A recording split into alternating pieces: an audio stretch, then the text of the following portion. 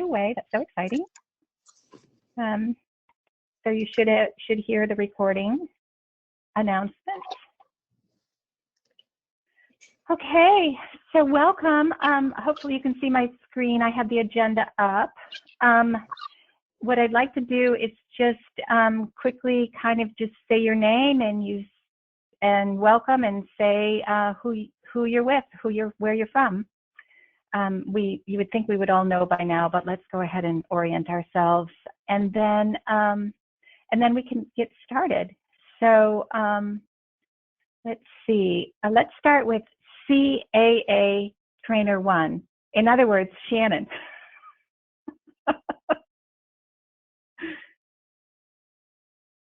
I think you're on mute. There you go. I think you're there. Hey, Shannon. There's something wrong with the audio. It's like music. When you're talking, it sounds like you're singing.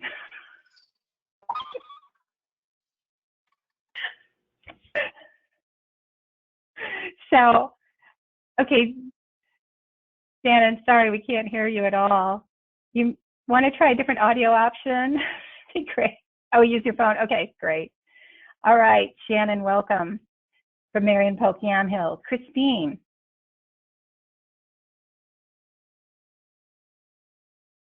Are you on? Looks like you're not on audio yet, so we'll keep going. Danae? Good morning, and you're everybody. On mute. I think can you hear me? Yes, yes. I'm having an easier time doing the mute button today. All right, good morning, everybody. This is Danae Gonzalez from Coos Curry. I don't know if Taya will be on, so I will be filling in for the both of us oh, hi, Taya, she's there. Hi. So we're both here. Okay, hi, Taya. Hi, Danae. Welcome. And then Eva. Hi, it's Eva. I'm here. Thanks, Eva. Hannah? Good morning, everyone. This is Hannah from the Research Institute, and I hope everyone enjoyed the sunshine this weekend. Thanks, Hannah. Heather? Good morning, everyone. Headed from SDA 7. I'm a little sick, but I'm at home, actually. Oh, I'm sorry. Uh-oh, there's the echo. Thanks. Jerry? Hi, this is Jerry from Lynn, Benton, and Lincoln. Thank you, Jerry. Jessica? Good morning, this is Jessica from Washington County. And I see you have Karen with you. Good morning. Good morning, this is Karen Hickmeyer, Washington County. Hi, Karen. Hi, Jessica. Thank you. John? Good morning, this is John Reeves at the Early Learning Division. Hi, John. Karen Prow? Good morning, Karen Prow from Central Oregon. Thanks, Karen. Lisa? Good morning, everybody. Lisa DeMo, Early Learning Division. Hi, Lisa. Nancy? Good morning, everyone. This is Nancy from Gillum, Hood River, Sherman, Wasco, and Wheeler counties. Good morning. Paula? Good morning. This is Paula and Sarah from Clackamas County. Good morning, Paula and Sarah. Taya Harvey. Good morning, Taya from Lane County.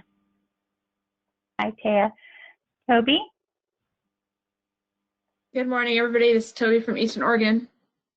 Good morning, Toby. So let's see. I think, Christine, are you on?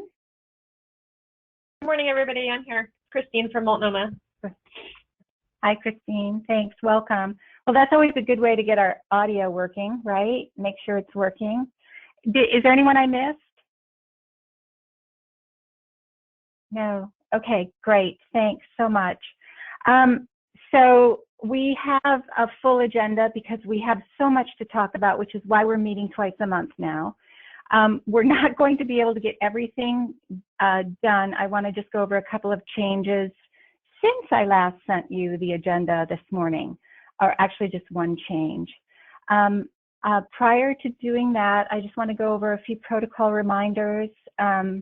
Please use your cameras if you have that option. Some of you may not have it, but if you do have it, please use them and keep them live.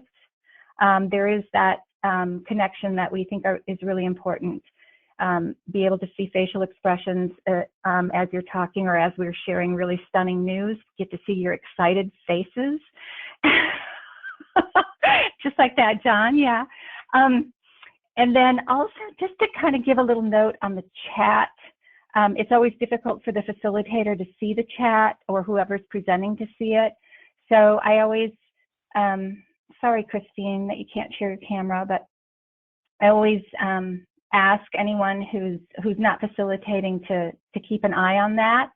There is another piece to it though too. There is something about being able to state something out loud and for everyone to hear it. There are, you know, inflections, intonations, and stuff like that that are included, and it's really important to state them. So we will be watching chat, of course, but we may be asking you to go ahead and, so if I see a chat, I will say, oh, Lisa, would you just share the chat you just put in, something like that. Also, knowing that some of you may have difficulty with audio, we'll be watching, please feel free to use your chat, or you can also raise your hand. Yeah, I want to talk, so you can butt in if you need to. We'll keep an eye on that. Okay, so with that, I just want to share a couple of things on one thing on the agenda for sure, which is probably why you all joined this morning. It's about the contract amendments and increased resources for Preschool Promise. We actually don't have any more, as of today, we don't have any more details than what we've shared with you, that more is coming, and you've heard in the form of Preschool Promise, QIS, and Instructional Coach. We are right now in the midst of laying out things like FTE, funding, capacity, that kind of thing, and we want to bring it to you for deep discussion, building, and work on March 19th. So we're going to hold off on this because we really have nothing more that we can share. So that one will come off the agenda today. Are there any questions that anyone has that we want to be sure to get in the queue as we prepare for the 19th?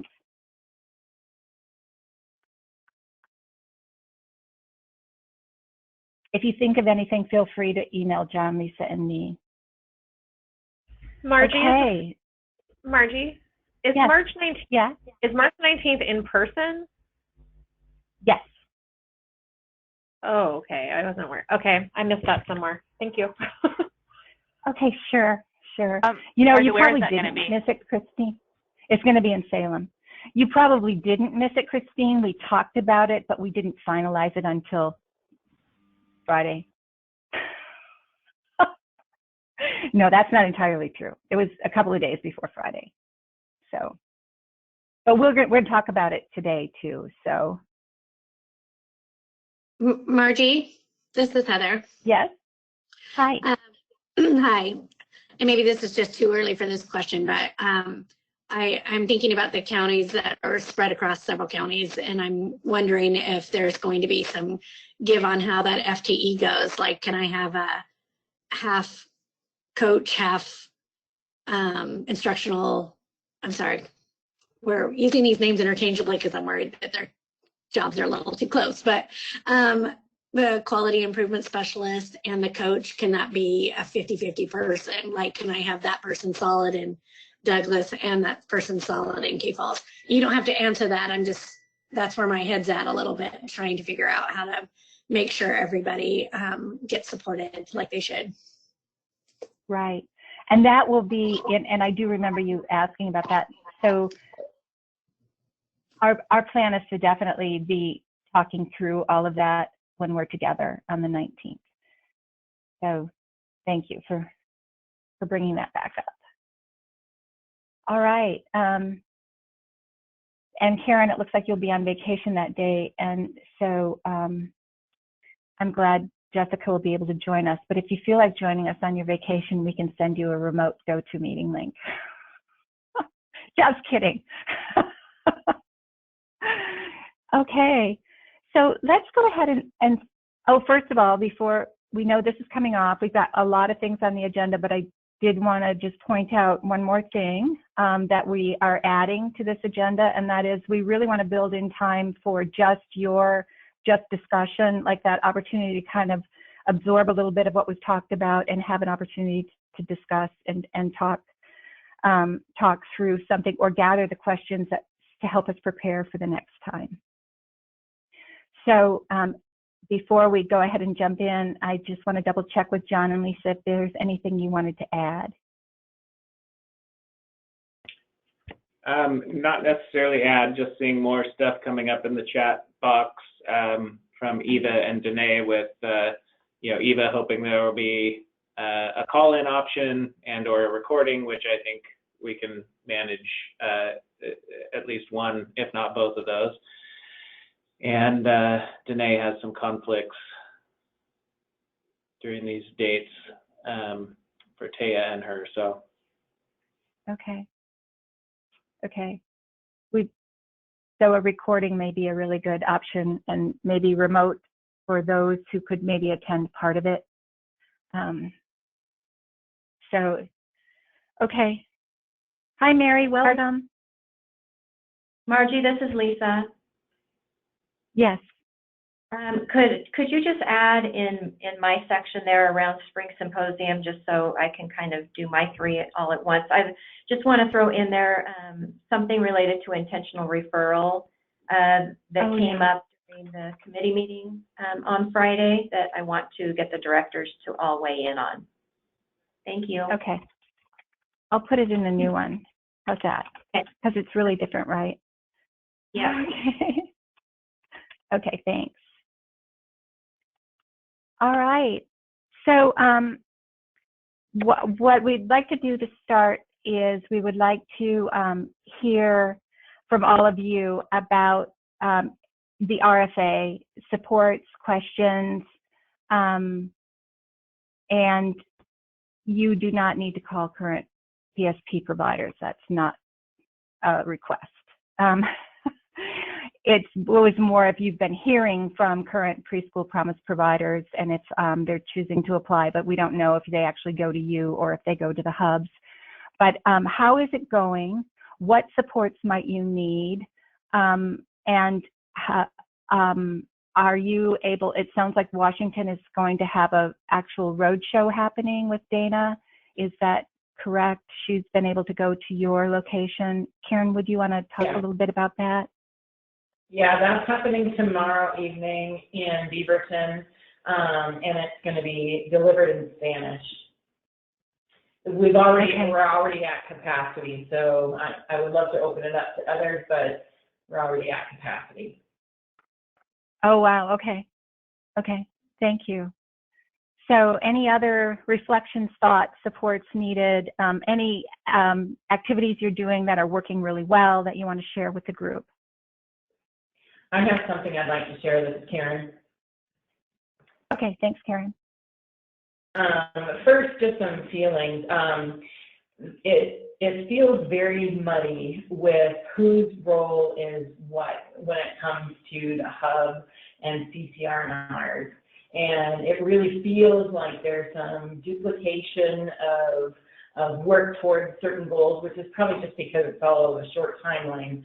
But it's just, who does what is definitely kind of, we're adjusting to that. But in addition, I am trying to work with an agency called Sea Change Northwest and having a 4-hour training that is delivered in English with Spanish translation for actual grant writing and support that's tailored to the Preschool Promise RFA. And we don't have a date set in stone yet. Once we have date, location, etc., I could open it up to others. However, it's just for the training development for this event. It's going to be a little over $2,600, and that doesn't include interpretation and any translation that's needed. So it's not an easy lift for Sea Changes Northwest, nor is it for us, but it's something that we're hoping to do mid-March. Great. So a quick question on that, Karen. The providers who attend, will this be like a training for them that they actually can get some training hours? Yes. Okay. And another thing that great. I found out last week that SCORE will no longer be able to help write the RFAs. They were just told, this just brought down on a national level to them that they are no longer able to support writing a grant. However, they will review it. Oh, who is that? SCORE is also an agency that supports individuals and businesses. I don't know much about it. Christine, is that something you sent over at one point? Yeah, SCORE, they're someone we connected with up here in Portland, but they have offices. They're a national organization, actually. They're volunteers, but they're free services. And in the Portland office, they did have Spanish speakers as well as English speaking, and we're very open to other people coming in with interpreters as well. But they're able to, they can't write the grant, but they can help sit down with people and kind of pull the grant apart and say, this is the introduction, these are the questions you're being asked, let's look at the rubric. So when you're answering them, you have the rubric in mind on how to answer them, and kind of really guide them through the process of what they need to do. And Karen, I didn't know that they were able to actually review them at the end too, so that's kind of exciting. But they've been very responsive to my request. We've referred a few people over. I haven't heard of anyone who's gone. I haven't heard back from anybody who's gone over there yet, but they've been a wonderful resource. They're going to also come out to talk to my staff. They can't come out until April, so it'll be after the RFA, but just in general for long-term business support. Yeah, I also asked them if they would be able to come out before, in March to talk with providers, and they said they will only work with providers one-on-one. Yeah.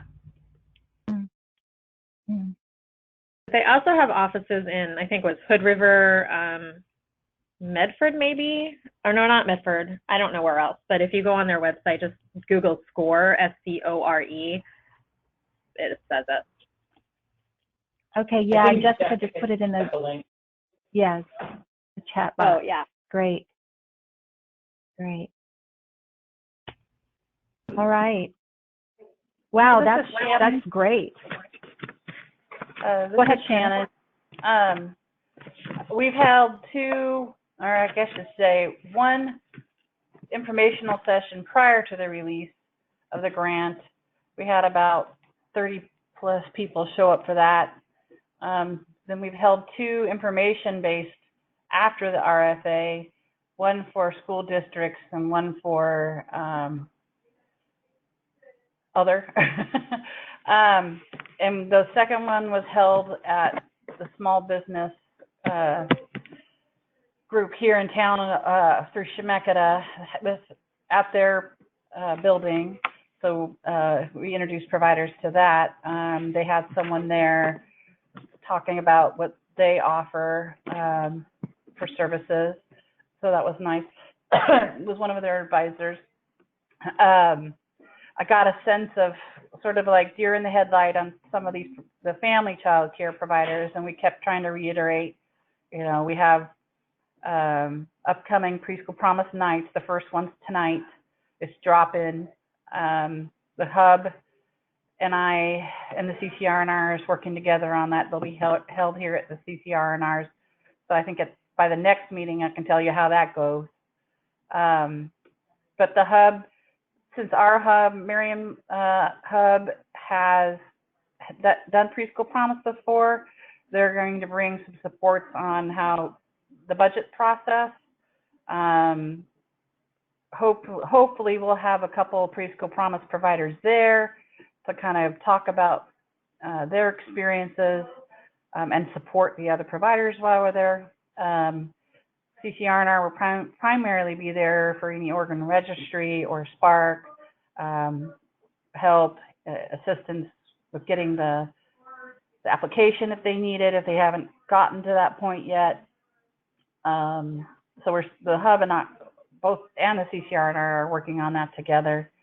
We're going to hold those once a week throughout, or almost once a week throughout March. And then food will be provided there. And then Wednesday with Paula, I just learned from Clackamas, Danny is going to provide a webinar on liability insurance, a training, and one of our staff, Jenna, is going to go over there and help support them doing that for the first time, and it's going to be open to everybody across the state if they so choose. And I know our hub, I think, is going to bring insurance or insurance providers that have worked with Preschool Promise before, and so if I get that list, I'll definitely share it with people. That would be great. Thank you, Shannon. And Mary, I saw you put in the chat that you have some information on insurance as well, insurance contacts. So would you send that to the full group?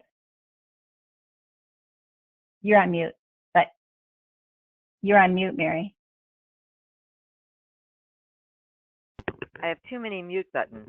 Can you hear me? Okay. Yes, thank you. There's two of them.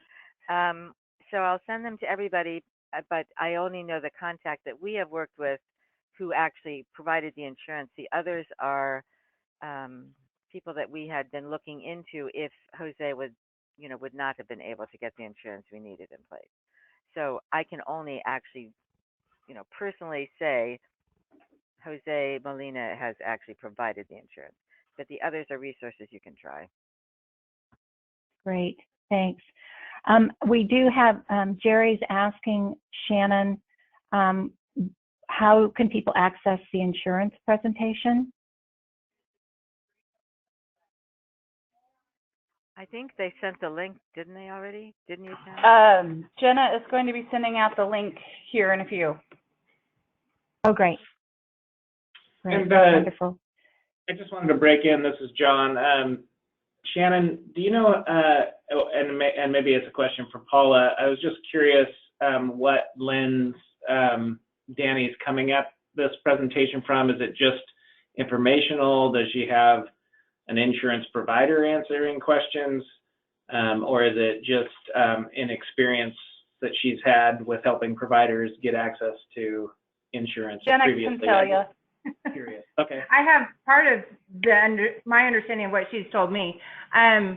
She has done a whole bunch of research because she was helping providers. She is also spending some time researching the specific preschool promise requirements in the next few days before Wednesday, and reaching out to insurance providers and getting information and making sure she has some concrete preschool promise sort of information before Wednesday.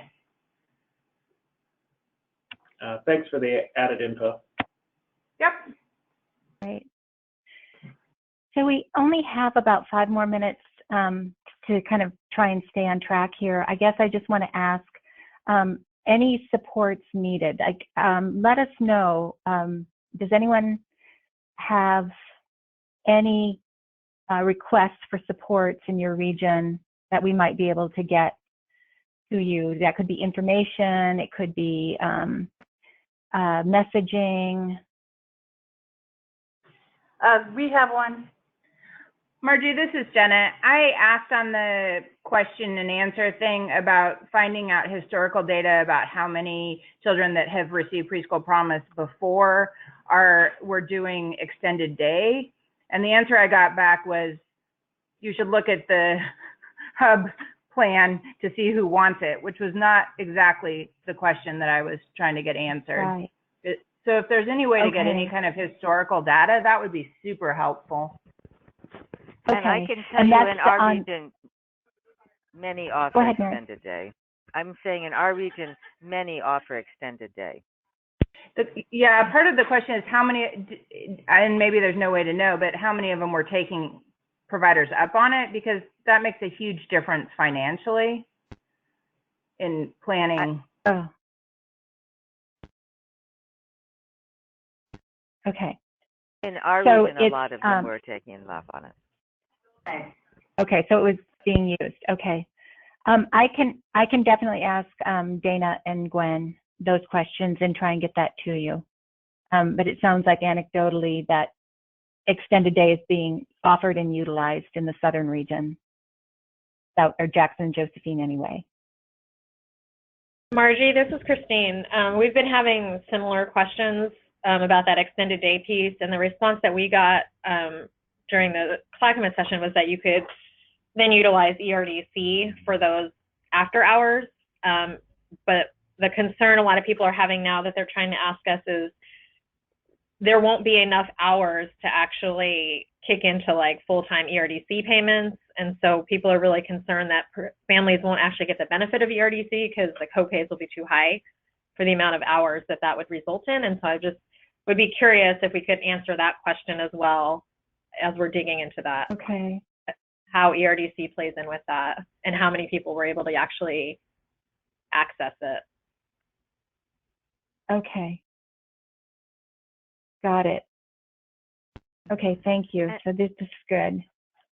And Margie, I have a question about the fiscal agent, because the ESD was considering, possibly being a fiscal agent, but it's been very hard to get information about exactly what are the responsibilities. The pay obviously isn't very much, and how many have even applied. So what would be the benefit to a provider of saying, I want a fiscal agent? Okay. Well, I wish I could answer that one. Karen, you brought up some stuff around that too. So yeah. Okay, so I'm getting this list of questions. This is great. I got a question, Hey, Margie. Hopefully I didn't just miss this, but I've got a question from one of the large centers at the U of O that they received a revocation of their C2Q sometime. I don't think it's been even quite 2 years.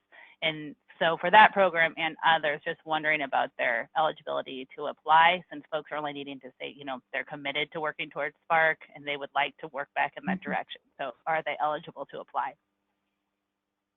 That's a good question, and I can if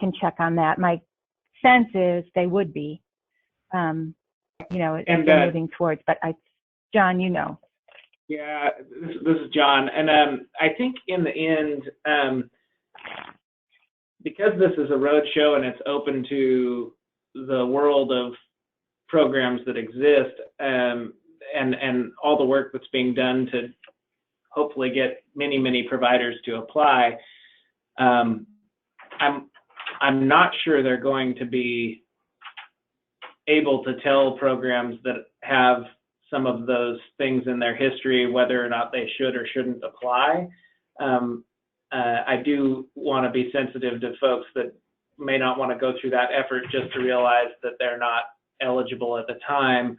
If it really is a situation where it was 2 years ago and they lost their C2Q, then they're coming up on a point in time where they that could fall off of their record in a sense, and that would put them back in good standing to kind of move forward on those things. And as you said, if they're committing to moving on Spark in committing to Spark in their quality aspects as a program, that's all important. But I think, Taya, you sent me that message earlier today, and I have a little bit more info for you, and I'll give you a call this afternoon just around that one particular program. But I think just in general, I'm not sure it's going to be good for us to tell programs not to pursue something, because in the end, there's going to be a process to take a look at what's going on in their in their current licensing, if there's any things that have surfaced since then. It could be a bit of a trap for them to tell you, hey, I've only got this thing that happened 2 years ago. And in reality, they may have other things that have surfaced since then that could preclude them from being able to participate. And so I think those are all considerations that would be taken into account when they're actually selecting the providers in the end. But if truly it's a program that's had several recent issues and they know it, it might not be in their best interest to go through the motions to put in the application. But just my thoughts. And then I think there was several things in the chat box. I don't know if you're on top of that already, Margie. There was one I did want to answer real quick, which was Lynette's question around salaries and wanting to know if it's 10 or 12 months period. I was at one of the road shows and they said you have the ability, it's essentially set as a 10-month payment or whatever, a school year payment, but you have the option to take your payments over a 12-month period instead of 10 months, is what I heard from our roadshow folks. Thank you, John. Yes, I did see some of the questions. Another question from Lynette is, how do non-licensed programs such as preschool and school-based personnel get connected to programs on oral without a facility number? So I don't have the answer to that one. Does anyone else?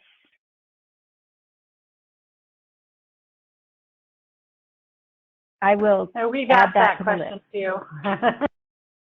Okay, I will add that to the list.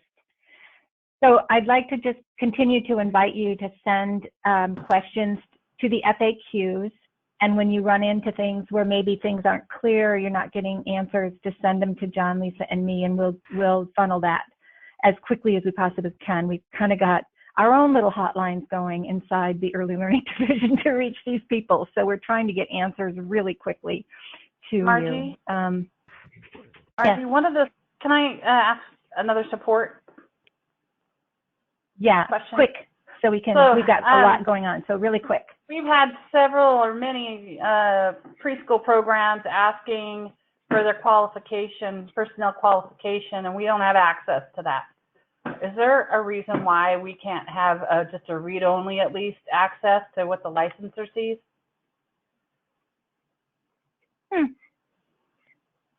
We have the personnel qualifications is pretty basic, but we have to put a license in, or if they're star rated.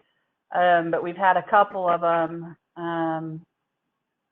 that aren't licensed, and they needed their personnel qualifications, and we can't access that.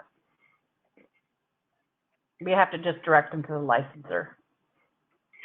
Okay. John or Lisa, do you know? I wonder if that has something to do with FERPA regulations, but I really don't know for sure, because it is their sort of, it's not their actual physical education record, but they've actually had to supply it to the division through licensing, which might be sort of protected under that. I'm not 100% sure.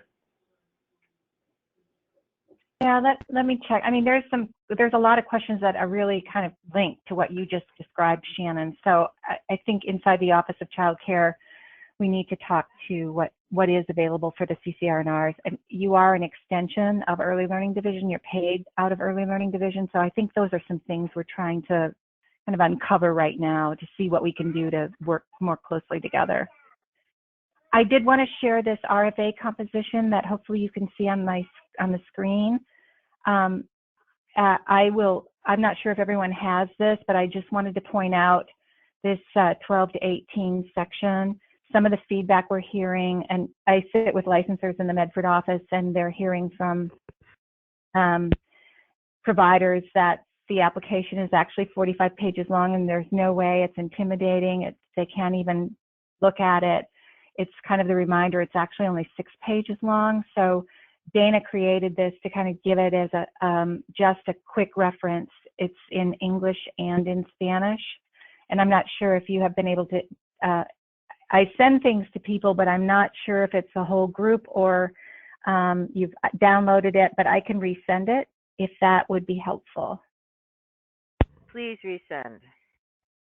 Okay. Okay, I will do that. All right. Thanks, everyone. Can I ask one just really quick question? because we're meeting with our family providers every Wednesday, and I called the helpline, which has been really helpful. But they say that the minimum size for an RF is 4, for a CF is 6, and then they also say you have to have a second teacher. Does that apply to family providers? I don't believe so. I wouldn't And think so either. also, no, and also if it's a very rural area, you can have exceptions to those minimums. So just keep that in mind as well. But I can check. That doesn't make sense. I think Teresa was going to check. I just hadn't heard back, but I wanted to, since this was a significant question as far as how they would do the budget. Okay. Margie, I can maybe fill in a little bit there. We've asked similar questions about minimums and staffing, and even questions about the percentage for the fiscal agent. And the message that we keep getting back is encourage people to apply for what they need and justify it within their grant application. So that's been a consistent message that we keep hearing. So if 2% is a fiscal agent isn't enough, ask for what you need and justify it in your answer. Same with number of slots, same with amount per slot. I don't know how much further they'll stretch beyond that, but the message keeps continuing to be ask for what you need and justify it. Great. Thank you, Eva. Great clarification. All right. So now we're moving on to something that we really want to throw out there. We really need to be together more often, and which is why we're trying to have more face-to-face, especially as we're in this place of building, and also strengthening the CCR&Rs, more investment, more supports, training and TA, and really being able to kind of get you guys to a threshold that's thriving. So we know the hubs just had their learning collaborative, and it was focused on coordination and enrollment, and so they were the only people there. It was just focused for the hubs. So we have a lot to do, including this whole building of your staffing and training and TA, and planning for that. And so we are proposing and hoping that a learning collaborative would work on March 19th through the 20th. So actually take our usual director day and then add one more day. So we wanted to get what would that look like for you? Would both days work? Would we just want to do one day and plan a longer period of time at a different time? And it's really kind of focusing around that theme of continuous quality improvement driven leadership. And so really getting our culture to that and providing those supports to get there. So can I just hear from folks who would be able to come for those 2 days? It would start at 9 on the 19th and go until 1 on the 20th, 1 o'clock on the 20th. Margie, is that going to be in Salem? Yes. Okay, this is Nancy. I can attend. I was just, the news about it came very short notice, but yes, right. I will be there. Okay. Margie, this is Danae. I just wanted to point out that our business office is getting really strict about requisitioning for travel. In fact, Taya and I have to have all travel through June 30th requisitioned by May 1st. And so when we find out about these things a couple weeks in advance, one, it's not sometimes enough time to even get a requisition approved, which makes it a little difficult for us. But then we have that added layer that our business office is requiring that all requisitions be entered by May 1st through June 30th. And so if we could get, if you guys are planning like these, like quarterly or monthly, if we could kind of get a heads up on dates, at least if we can get a requisition in, we could change the date if the date changes, like with the symposium, what happened there. But we have to get those requisitions in. And so the more that we can get that advance notice of when those face-to-face directors meetings and collaboratives are going to be, the more helpful it will be for us, please. Thank you. That's great. that would be the best, is just to have a full year. And that's what we're trying to get to. Yeah. Okay. Thank you. Okay. So it sounds like Danae and Taya, maybe you wouldn't be able to make it. I might be able to do the 20th, but I'll let Taya speak for herself. I think you're on mute, Taya.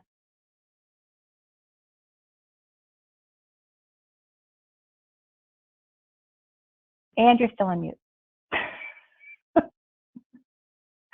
You could send it in the chat if that works. Okay. So this is Karen Hickemeyer. I can attend remotely until noon on the 19th, and then I'm on vacation both days. So. Okay. Thanks, Karen.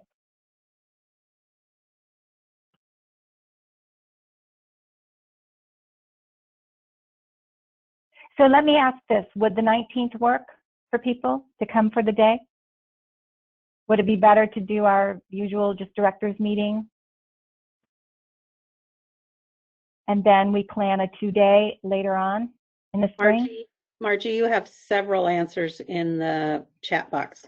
Oh, thank you. Yeah, Margie, I was just going to say, it looks like you've got 1, 2, 3, 4, maybe 5 people that are not able to make it the entire time, but a majority of your folks can,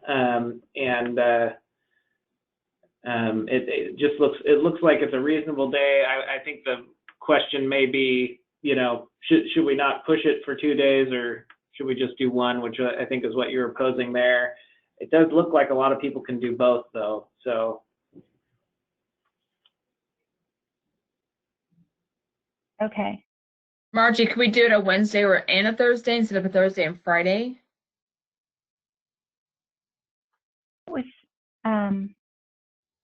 Let me propose that.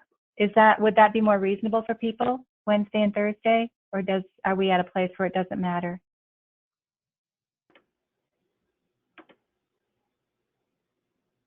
Wednesday is better for me. This is Christine. Okay.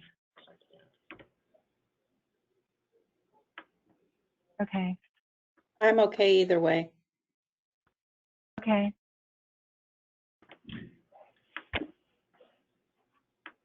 All right. Let's hold that 19th, and then we will get back to you hopefully by tomorrow. Okay, it looks like Thursday and Friday. Okay. Well, just so you know, I mean, I know this is coming at you fast, but just so you know, this is not how we would want to do it, but we are like trying to keep some kind of level of information and building that's happening right now, keeping you all in the loop and having you help with it. So it's not like this would be something we would typically do. Oh, we're having a learning collaborative in 2 weeks. And I don't even know if we can say it's called a learning collaborative, because it's really about what we need to do to prepare for everything that's coming up. So please know it's not something that we would typically do. This is just a very kind of insane time, and we don't want you guys left behind, especially if it's happening to you. We want you to be part of it. So I just am putting that plea out there that we're doing the very best we can to keep you as part of our co-designers and leaders in the CCR&R world and the childcare world. So can we get back to you as soon as possible? It's good to have this feedback. I appreciate it. Yeah, 1 day is not enough. We always leave something undone. All right. All right, let's go ahead and talk about more changes. The spring symposium. And you guys can go ahead and keep entering your thoughts in chat about the time together in March. Lisa, do you want to take that on? Thank you, Margie. Hi, everybody. You probably got an email. You should have received an email last week from Lauren at TRI talking about a change to the spring symposium date. And so I guess one of the first questions I wanted to throw out to everybody, we've already received input from at least one director that the new proposed date, which is May 19th and 20th with Vickers training on the 21st, will not work. So first of all, before we even start talking about what we want to be included at the conference, would like to see a show of hands or just some conversation around, is this new date a problem for people? This is Toby, and that was probably my date that worked because graduation. My son's a senior and he's graduating, and I have to fly out of town because he's in Denver. So he graduates the 20th. For the new date, the May 19, 20? Yep. He graduates the 20th, and I can't. I'm going to be at graduation. It wasn't your email that I saw. It was actually Christine, I know, also had a conflict with that date. So then I know there's at least 2 people. Are there others?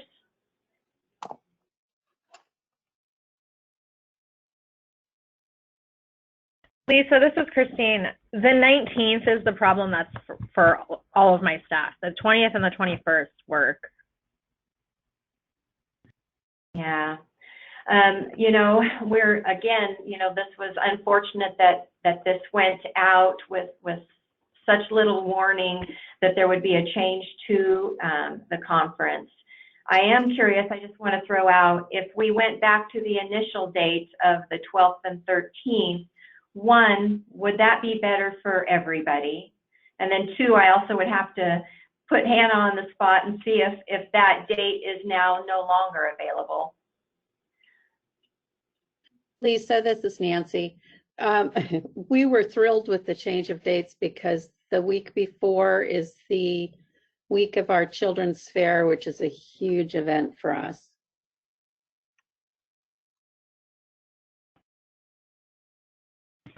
This is Jessica. We've already made adjustments based on the new dates to our training. We already had training scheduled, and so we've already accommodated for the change. So I'd appreciate it if we didn't have another change.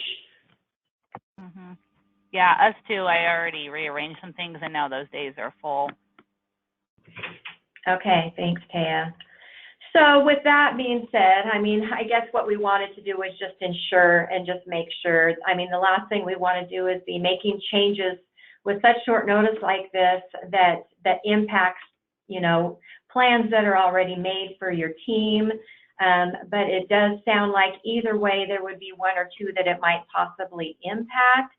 So we will go ahead. I know TRI's worked really hard to get this space available for the 19th and 20th with the Vickers training on the 21st. So assuming nobody jumps in now, I think we're going to go ahead and keep that date, those dates. So what we do want to get a little input on is we're going to kind of continue the theme around the leadership with a CQI lens for the conference is what it's starting to look like.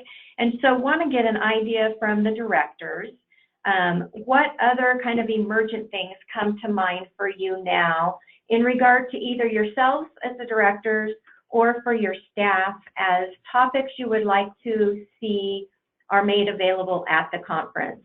Knowing that we are looking at, along with TRI, we're going to be looking at the past evaluations to see what feedback was in there, but just so much has changed since that last conference. We want to think about things that have just come up in the last couple of months.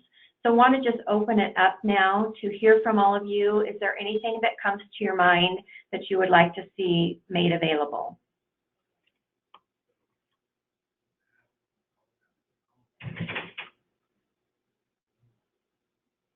This is Karen. I think, Karen Hugemeyer, I think what would be good is to just get a better understanding on a director level how we are changing with Lead Learn Excel and 0 to 3 and how that looks as a system, as well as Preschool Promise. I mean, maybe we don't have that fleshed out yet, but I think, you know, from my perspective, the staff know what's going on with Lead, Learn, Excel, hopefully, because they're attending, but yet on a bigger picture, it feels very vague to me. Thank you, Karen. Jerry? Hey, since our region doesn't have Preschool Promise, I still feel like we need to learn about what more about Preschool Promise so that we can, and in terms of how it looks in application as a staff, so that we can do a good job of supporting our providers and also just communicating with our community about what it is. So that whether that's a panel of home-based providers who are doing Preschool Promise, those types of things, that I really would like to know more about Preschool Promise in its application. Perfect. Thank you, Jerry. I don't know how other directors feel about this or not, but I would like to see maybe just a whole director's track, or at least a day, maybe two, because we never have enough time together. And I often find myself at the symposiums like, I guess I'll go to this session, but it's not really anything that I do. So I'm all for like the more time all the directors are together. Yeah, that makes a lot of sense. Yeah. Hannah? I agree with Taya. I agree. And then the other thing I wanted to mention is that we talked about it a little bit, but we're finalizing the needs assessment that's going out for directors and your staff to not only do for your region, probably tomorrow or Wednesday. I'm finalizing the testing of it today. And that has a lot of content that I think will be relative to what Taya had said about a director's track, to give concrete stuff to type directly back to the work plan that we've been working with Margie and Meredith and ELD on. So just know that the hope is that that needs assessment that's going out will also inform some of the stuff that will be shared at the symposium, and we'll come back to you guys saying, hey, this is what staff have identified as needs and training, and kind of goes to what some of the stuff I'm seeing in the chat. So just know that we're hoping to tie those two things together. So just thought I'd add that in as well. I know we're going to talk about it a little bit later, but I thought it was relevant. Thanks, Hannah.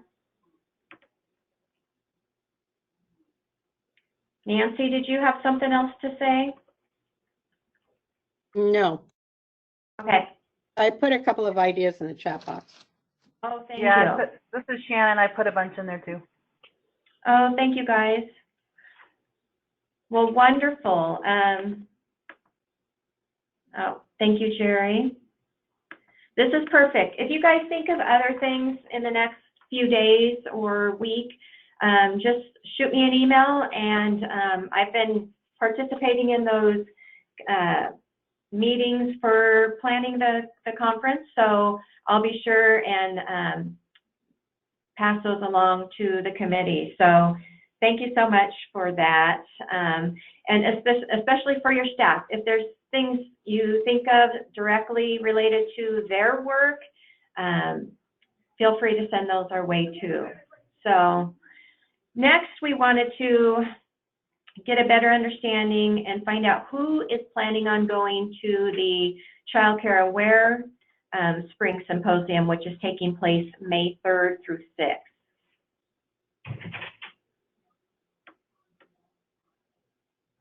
Anybody? I think Karen Hinkemeyer and Eva Manderson were saying they were going. Yep. Karen, Jessica, Eva, Mary's giving other ideas, sorry. So Karen Hinkemeyer and Eva, that's the only two going. Now I know in years past. Oh, and Jessica, okay.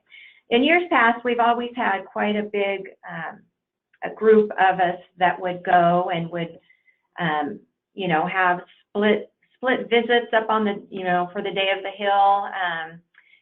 Are those still happening? Are you guys still able to arrange visits for the Day on the Hill to go speak to our representatives and advocate?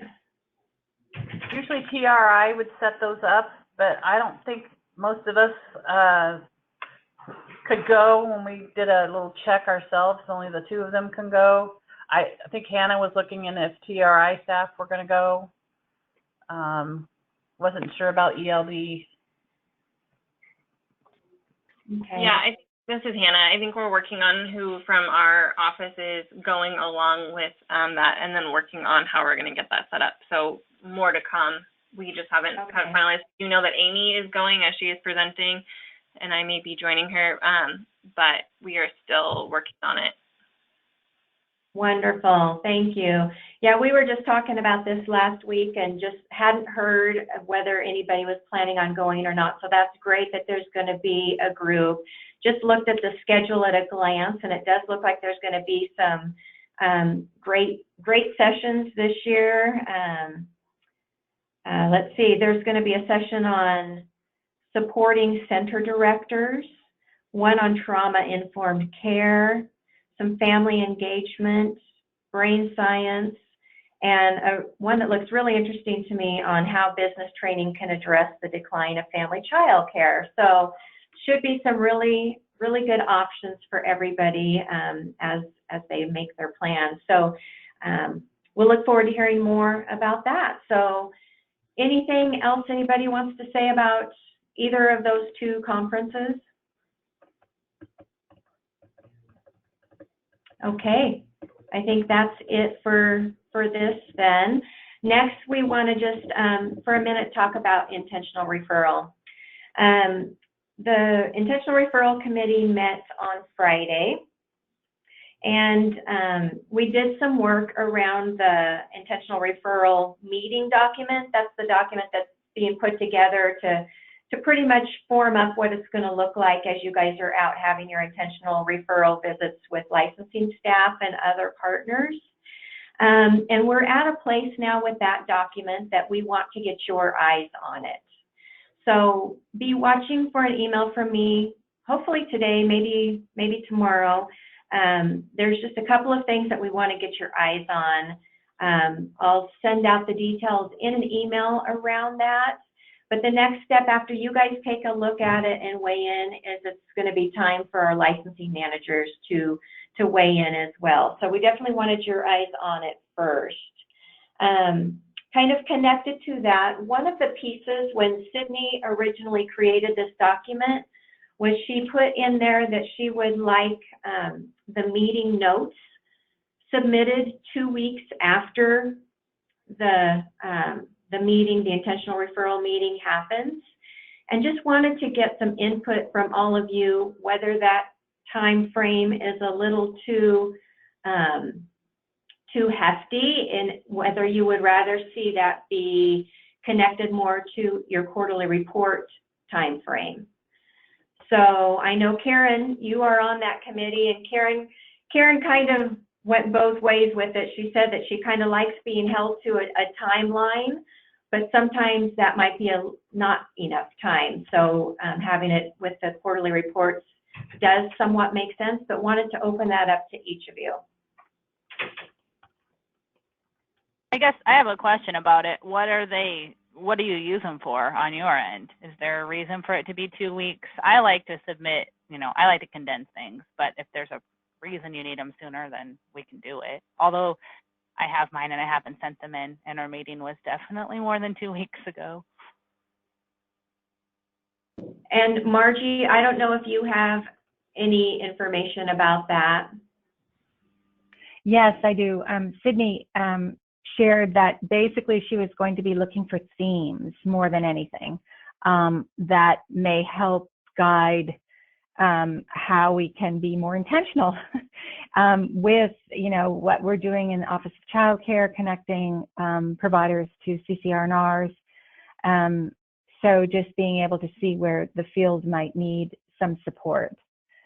So I think that was it. I haven't had a chance to look at any minutes, although I was able to connect with Toby and hear about their experience and how their meeting went. That was mainly the reason, is just to gather the themes. So having them 2 weeks is not necessarily something that's needed on our end. Yeah, so, yeah. I would agree with that. I think if the purpose is to look at themes across, it fits really nicely with looking at the quarterly report. So right. I would leave it up. I would leave it up to the CCR&R directors as to what works best for them. This is Shannon. I think 2 weeks is fine with me. One or the other. Shannon? Yes, I said 2 weeks is fine with me. I mean, I'd rather not do it for my quarterly report. That's hard enough.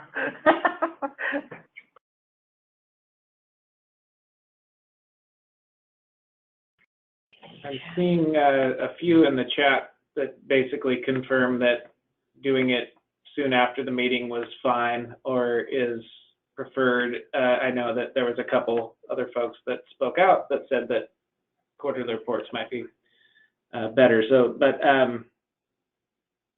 at this point, we've got a little of both, maybe a little bit more folks saying 2 weeks after is fine. And so maybe sticking with that for the time being, and we can revisit it. Does that seem reasonable? Yeah, I think that's fine. I know one of the other things that Karen shared with me is on the agenda for the intentional referrals. There's kind of some suggested timings for each topic of conversation. And Karen shared, and Karen, feel free to jump in, that it didn't necessarily line up real well with how long it really took to talk about each topic. So probably going to look at maybe doing away with the suggested timing that is in the agenda. But other than that, we do need to get the eyes of the licensing managers. But I am going to send it out to you guys to take a look at. So for those, and I just saw somebody put that they're just getting ready to have their meeting. So you can use this one as the way it is for now, and we'll have a final version hopefully within the next month or so for you.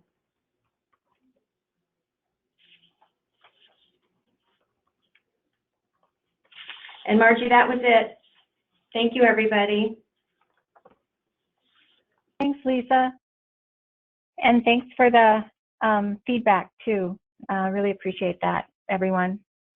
So we have the draft training and TA plan that we wanted to share with you. We sent it this morning. And so just to kind of, I'm going to bring it up here, just to kind of give some context around this. We've been working with CRI, and provided them with kind of a new process for training and TA to support the CCR&Rs.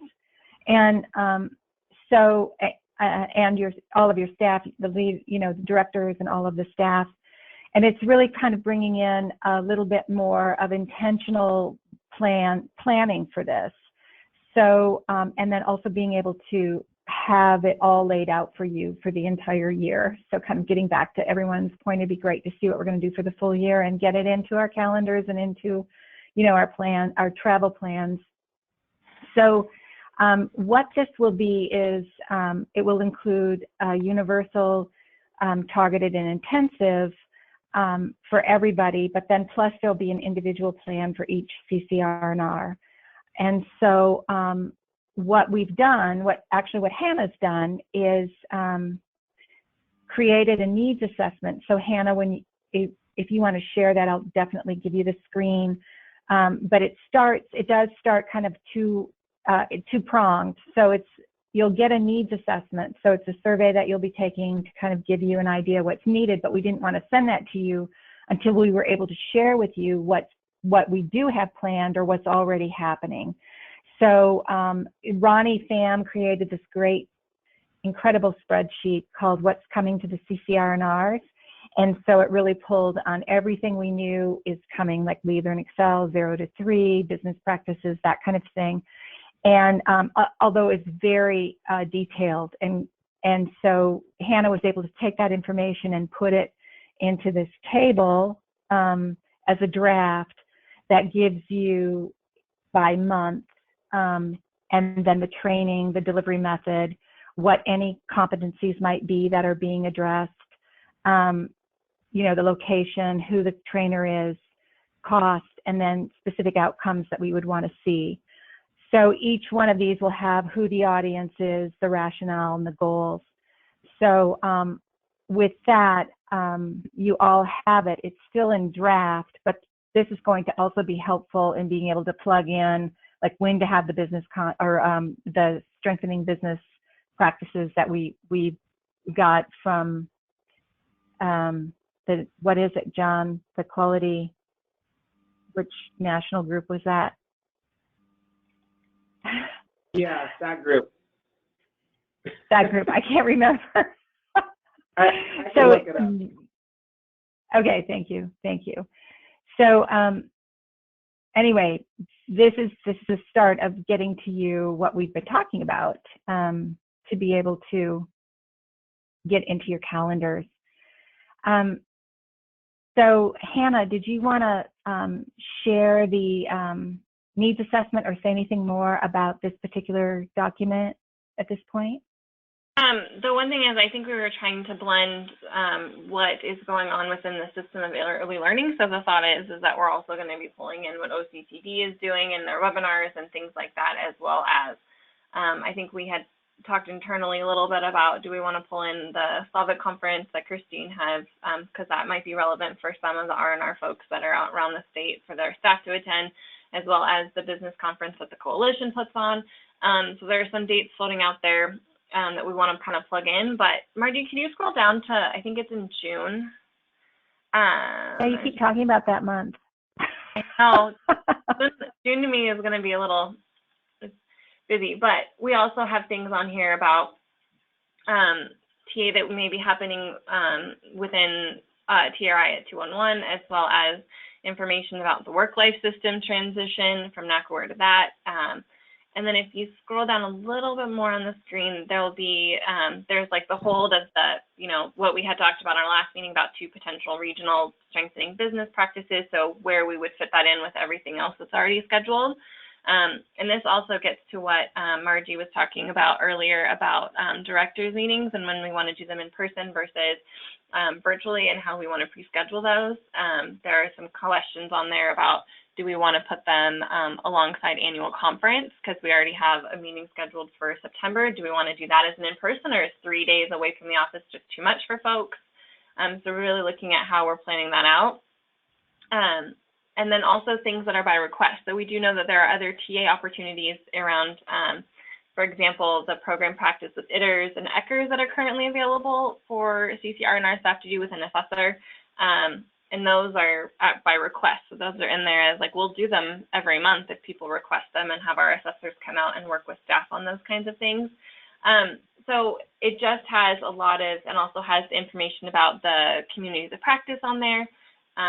So just has a lot of that information and really tail it out as we see it going out throughout the year. It doesn't mean maybe things won't change, but hopefully gives you a really good way of planning throughout the season and the summer. So this is going to go out. We'll add in a couple more things when it goes out with the needs assessment. Margie, I could show a quick draft of the needs assessment, as I haven't finished testing it, but I can share my screen briefly. Okay, let me get you up here. There you are. Yes, okay. Thank you.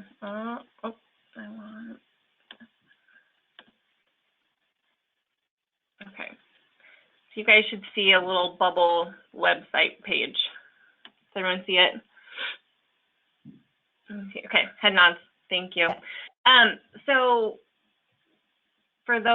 this will go out to everyone that is a part of the CCR&R, all of your staff, and it breaks it down, and it's broken down. I'm gonna go back one slide real quick. I was literally in testing mode earlier. It's broken down to align with the work plan. So whether it be in part of the recruitment and retention section of the work plan, training and professional development, community collaboration and consumer engagement, organizational excellence and equity. And so we melded some of the sections of the work plan together. But what it does is it's having you and your staff, and there is additional section for directors where you guys have a little bit that really kind of oversee what your role is as a director, but it allows your staff to reflect and let us know their knowledge of specific areas that are important to the system. And if it really is a part of their role, because we do know that everyone has different roles within the R&R, so we want to know what their knowledge is. Is it a part of their job? Like, is it a part of their daily task to know this information? And what the priority is for them to know the information, because we may see some priorities rise up for staff that are different from directors. And so we want to make sure that we're figuring out how we align TA. So just an example, it is each section is going to be a rubric like this. We tried to make it no open end so that people are having the ability to reflect on things that are directly related to the field. And so there's a section for each one of those 5 sections. So far, it's about 10 to 15 minutes if staff reflect and complete. So we're hoping it won't be too much of a burden for people to complete, but we will be sharing back the information. It is done by region, not by individual, because we do want to make sure that people can really reflect on what their best role is within those pieces of information.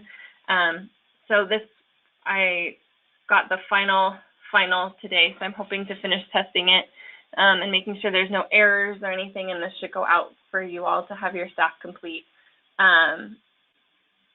most likely by Wednesday. So this will go along with that calendar, so you guys have both of those together. Oh, so hi, it looks Jerry. like Sorry. Jerry has her hand up. Hey, so Hannah, we go back to that very first set of bullet of dots on here, the recruitment key. Not the one with all the dots across it. The rubric. Yeah, okay. So licensed provider recruitment or new early educator processes. I don't know what that means. So I think we could all, maybe I'm wrong, but people might be answering the question differently.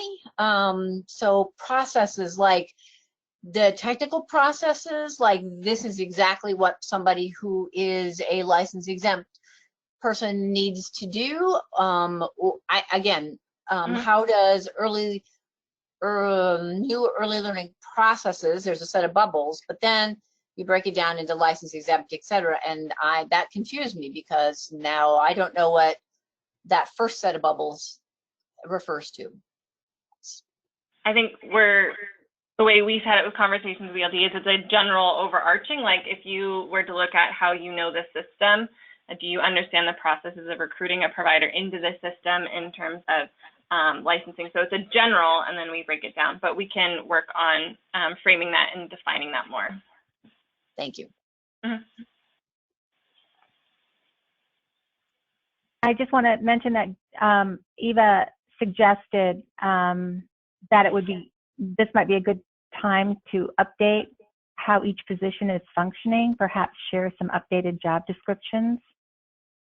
Shannon, or can you still not hear? Oh, she can't hear, so how could she? Can you guys hear me okay? Okay. I'm reading the chat. Okay. I feel like Eva emailed me about the job descriptions, and I sent her the operating guidelines. Is that the job descriptions that people are using? Yeah, those operating guidelines are probably more around qualifications, not necessarily functions. So it really might be a good idea to share. I know I got an infant toddler QIS job description from Danae. I think it was very comprehensive, which I'm sure everybody's is, but it might be a good idea to share those. I'm wondering if maybe we could have it in a TRI group, Hannah, in one of your on one of the groups online, a chance to upload some there. Yeah, that'd be great. Are willing to share. Yeah, if people can send them to me and I can post them up there in terms of job descriptions. That would be great. And then I'm just going back in the chat. Well, Jessica asked, will the conference be 2 days? Yes, it will be 2 days. It'll be that week, but we are confirming the dates. I think that at the symposium meeting, they had, or the webinar, the Spark webinar, they had asked people if it would be better for a Wednesday, Thursday, or a Tuesday, Wednesday. And so we're looking to see what dates that week are available within the university, and we'll get back to people as soon as we have them scheduled. But yes, that week, 2 days. Hannah, this is Christine. First, thank you for this document with all the training in TA. This is really helpful. I'm curious if we could add on there like the key people it's kind of targeted for. I'm thinking in particular like the learning communities. Yes, that will be added in the column. This is the first draft, so that will be added. So we'll match it to roles within the R&R. So whether it be infant toddler focus, focus network, QIS, data, that kind of stuff. So yes, that will be added in there as an audience type. Yeah, perfect. Thank you. Yeah. So I'm wondering, it's like, I love it, and at the same time, it's multiple pages like that is kind of overwhelming to me. I wonder if there's a way to put it in a workbook, or like some way like these are TOTs and these are this, and some way that we think about how it's organized, rather than having to scroll through like, oh, I'm looking for this. Where in this many pages am I going to find it?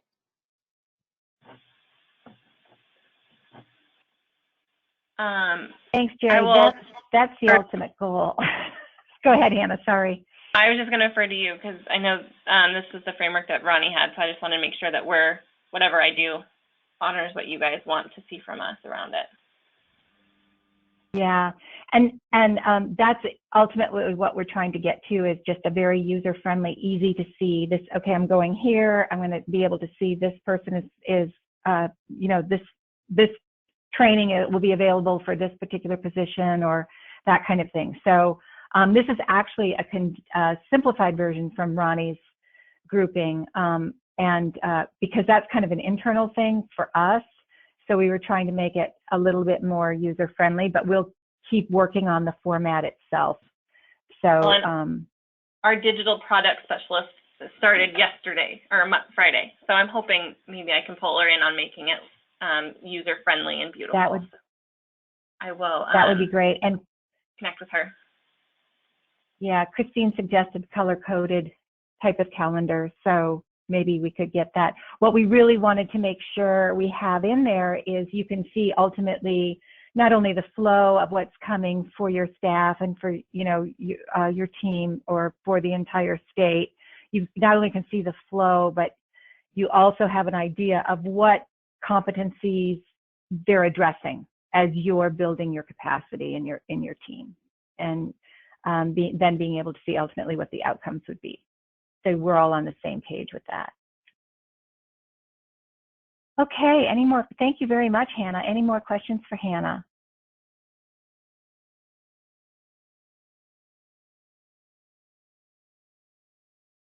All right, more to come on that. You'll be getting the assessment soon.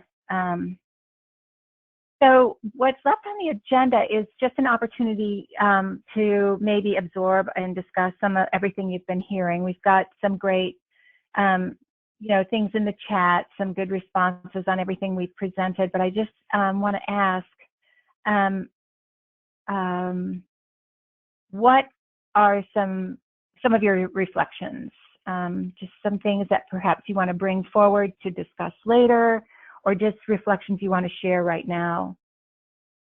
So this is Jerry, and this is around networks. So we've done several networks in our region, and I would say that the people that we served in our original networks were the low-hanging fruit. And now we're having to really work hard to identify people for our networks, and not our infant toddler networks, because that's a really targeted thing, but so our networks are not coming together as fast as maybe you all would hope that they would. It's not that we're not working on them, but what we're finding is that we have made our list, and then we call, and then we call again, and then we reach out, and then we go visit, and then, you know, I mean, it just takes a lot of time. And I'm happy to have that money, and I love that strategy of focus networks, but they're, you know, once we get done with these focus networks, are there really going to be enough new people coming for more focus networks? What we're finding in Lincoln County is there just aren't enough providers to have a separate focus network there. So for the last couple of years, we've done cohorts funded by our hub because we can include people who had been in a focus network before, but also people who are new, and we can, you know, leverage that. So I just don't know if there are other people who are having that similar experience. You know, if I was in a large county where I had lots of providers, you know, you probably haven't even begun to reach all your low-hanging fruit, but we really have. So, questions? I want to add to that a little bit is that I agree with Jerry. We have a very similar issue, and what we're beginning to find as well is this new, very structured format for focused childcare networks is making it even more difficult to keep people engaged. In the past, they were pretty focused on the needs of the group itself and where they were, and I feel like this is more defined. This is what it looks like, and this is what we do, and so it's causing some struggles. I agree with Nancy. I have to say that I had a QIS come to me a few weeks ago, almost just in tears, feeling like she's done so much work and what is being required of her is very different than how we originally kind of structure our focus networks, which we structured based off of the needs of our providers. We thought we had a really good model. It was approved by ELD for a long time. And then we got this list of operating guidelines that changed that structure significantly to the point where we actually have to start new focus networks and MOUs on April 1st to ensure that our providers are going to give the commitment that is required. And we fear that we are not going to get as many people who engage because of that. And one thing that actually, Hannah, this is probably a question for you. At one point there was like a link that you had sent out where we enrolled like people who were coming in and rolling out, and we have all lost that link on our end.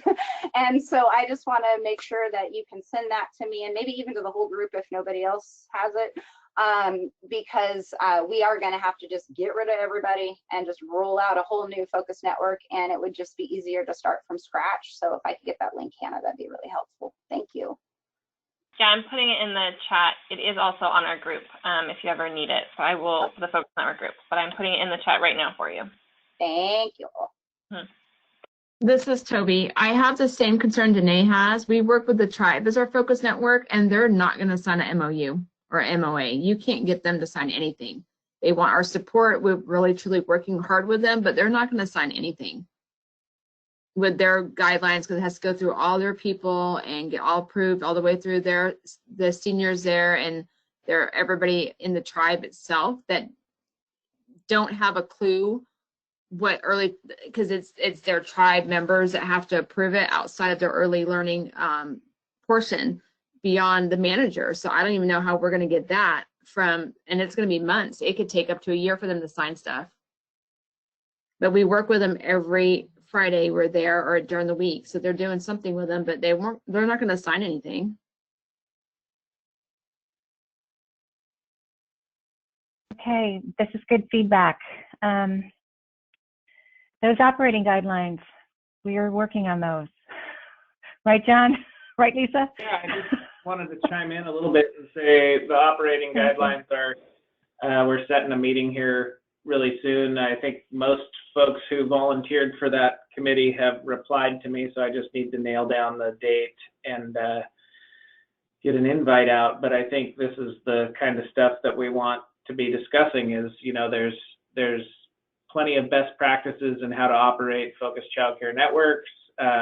And there's also plenty of guidelines that we have, and what we need to figure out is what's the best fit and how does that work with the systems that you guys are supporting and the providers that you're now working with. I think the comments around, you know, we got the low-hanging fruit the first go around, and now we're working with a different group of providers with maybe different goals, different needs, different motivations. We need to sort of think through some of those things. I think making sure that our quality improvement specialists are crying all the time is probably not one of the best ways to do a body of work. So although on occasion I like to make people cry, as a supervisor, it's really hard to have that happen in your office. And so I also think that some considerations around MOUs or MOAs or signing off on those things, again, will be all things that we can discuss with that. And I think we want to make those operating guidelines useful to the folks that are implementing these strategies. So I love those comments as far as just sort of saying what's working and what's not, and thinking through how we continue to structure things. John, I think there's two. Oh, go ahead, Danae. I'm sorry, I meant to raise my hand.